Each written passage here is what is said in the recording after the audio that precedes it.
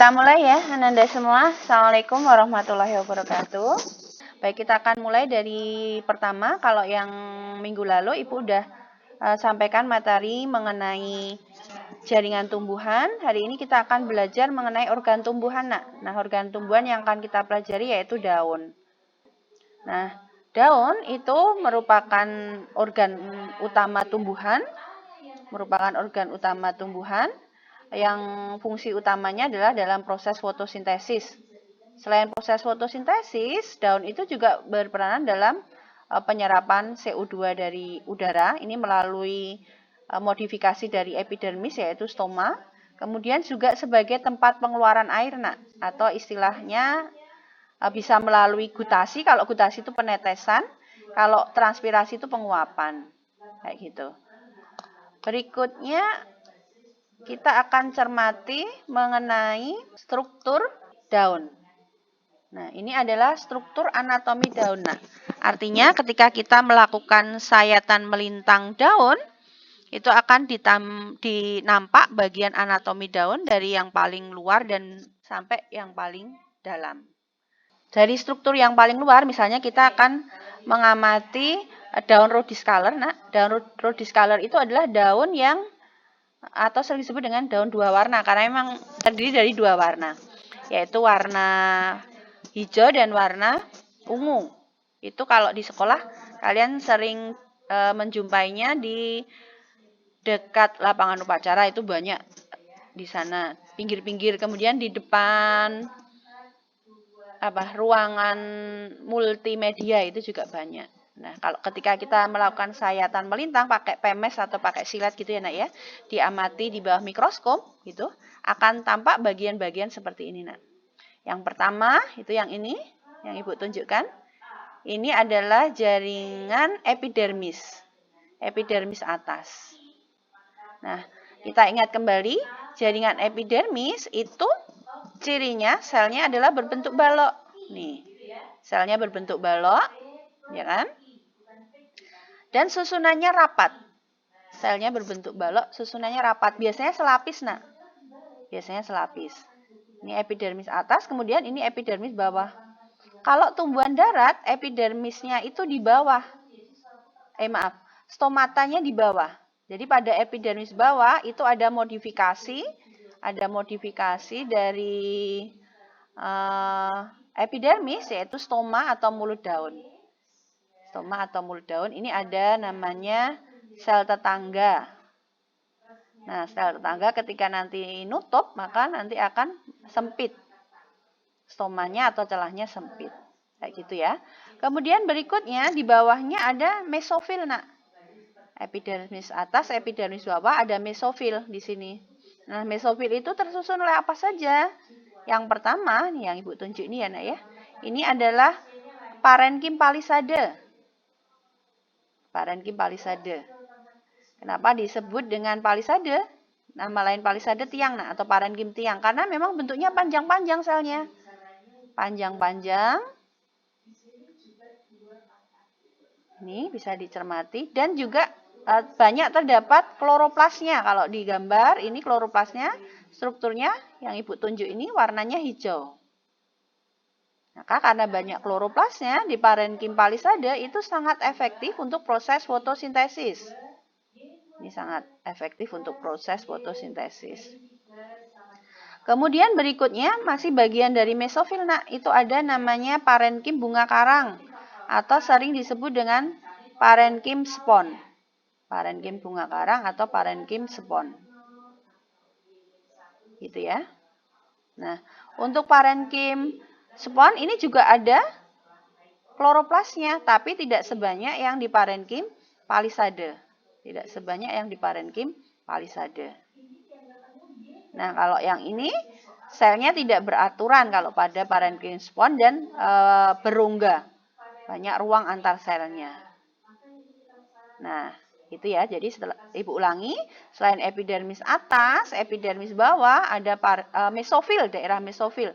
Mesofil itu tersusun oleh parenkim palisade dan parenkim spon atau parenkim bunga karang.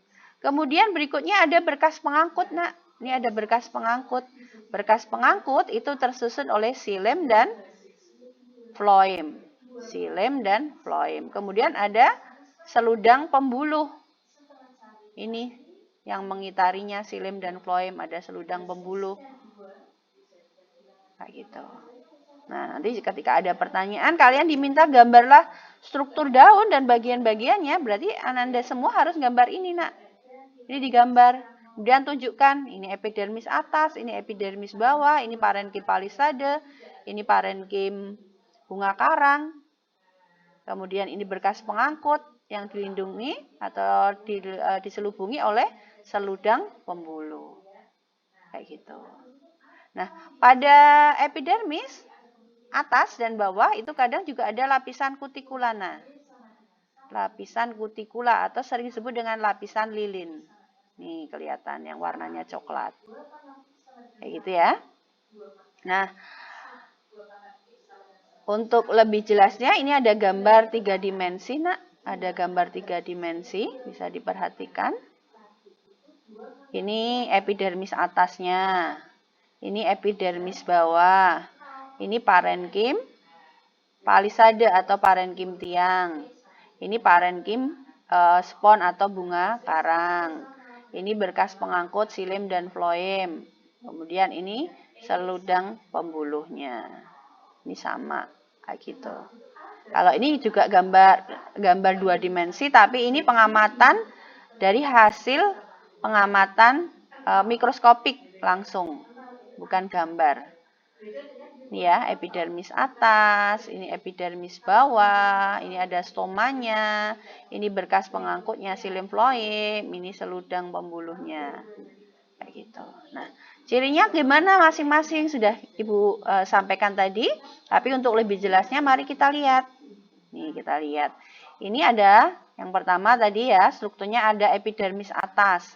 Epidermis atas ini biasanya hanya satu lapis saja.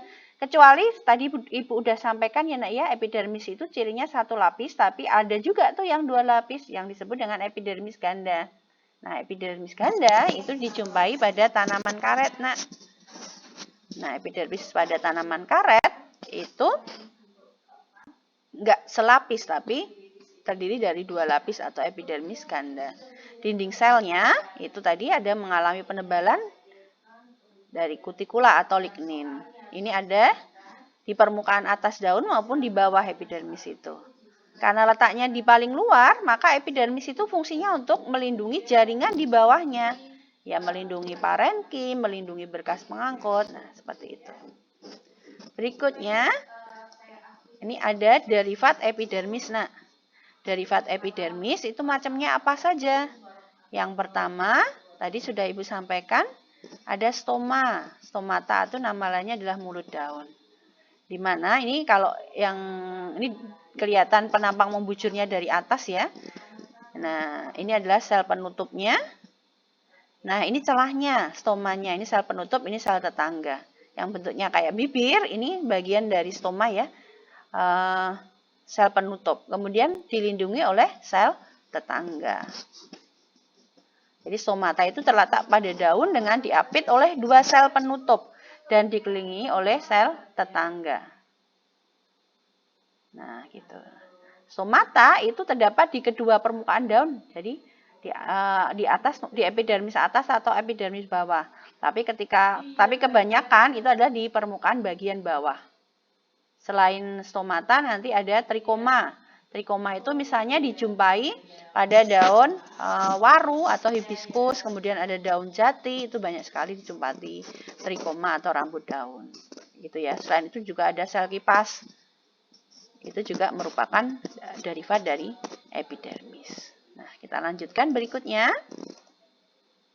Nah, kemudian mesofil.